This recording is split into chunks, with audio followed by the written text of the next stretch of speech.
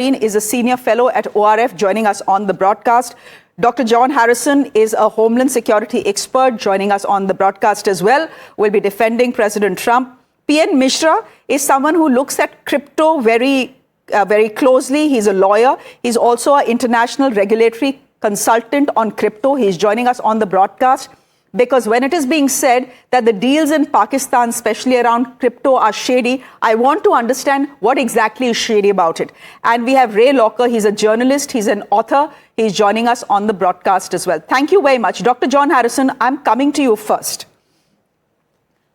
You know, it has been said by various people in the United States of America, in India as well, that President Donald Trump is essentially putting America's foreign policy on sale. The fact is that he and his entire family and his web of friends have business interests in Pakistan, which is why the Indo-US relationship has been dumped.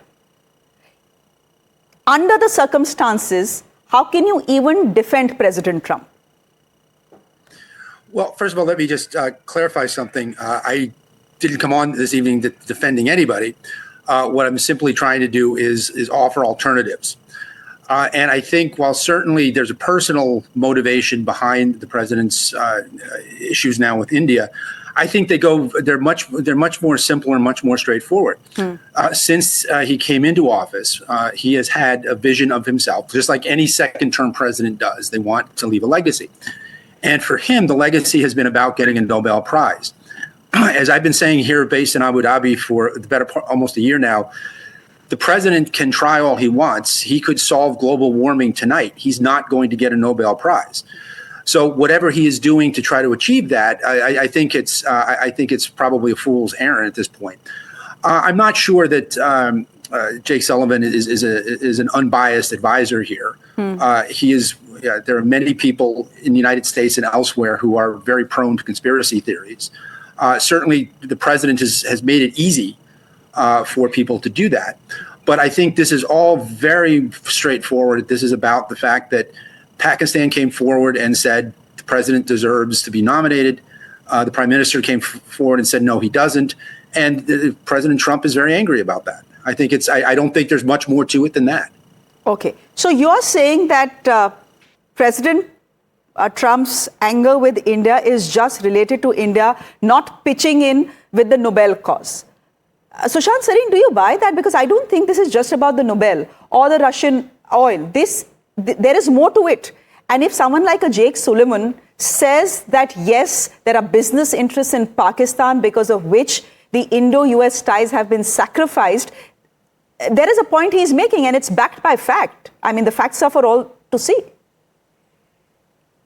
So, Shreya, look, I think the Russian oil thing is utter nonsense. I think everybody understands that. It's just an excuse. But I think there is certainly an element of personal ego and this quest for a Nobel Peace Prize, which to my mind at least is the worst prize in the world. A lot of dubious characters have got it, so maybe Trump might just get it. But the fact is that if you ask me, and I've said this repeatedly, I would imagine as an American, the single greatest honor you can get is to be elected as president of the United States. What can be a better honor than that? But that aside, so the personal ego angle is certainly there. And India is not ready to, massage his ego on that count. But I think there is certainly an angle of personal profit as well. A lot of people don't remember this, but in his previous term, there was an attempt which was made by the Trump organization to try a hotel which the Pakistanis own in the heart of the city. It's called the Roosevelt Hotel. It's in Manhattan. And they had tried to get hold of that. There was some talk of the Pakistanis even approaching, or the Trump family approaching the Pakistanis and trying to see if they could swing a deal. It didn't work out. This time around, there is, of course, the crypto angle.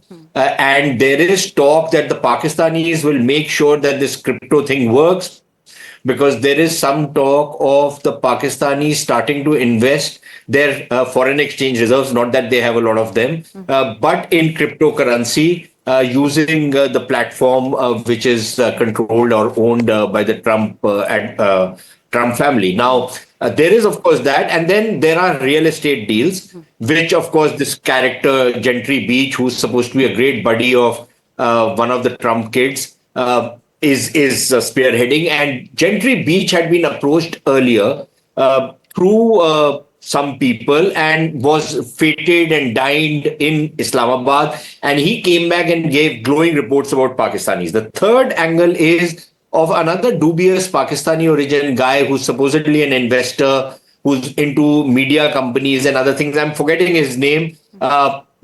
Maybe I can message that to you later, who's also involved and who's also playing a role. But at the end of the day, Shreya, there was a time when we heard stories of the United States buying out leaders of third world countries to get their way in those countries.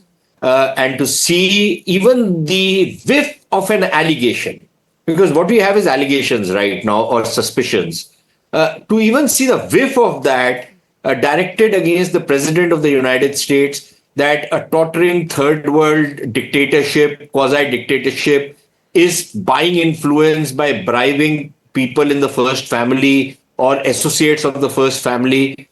I think it doesn't speak very highly about the United States or what's happening out there. Okay. And perhaps even points to the decline of the United States, which a lot of people are talking about. I think that talk is it's quite exaggerated, but these are not good signs if the president or people around him are accused of these kind of activities. Okay, Ray Locker, then this clearly is conflict of interest. This is nothing else. This is a question of ethics. This is simply bad ethics, and also a clear conflict of interest, especially when it comes to crypto. As far as the gold deal is concerned.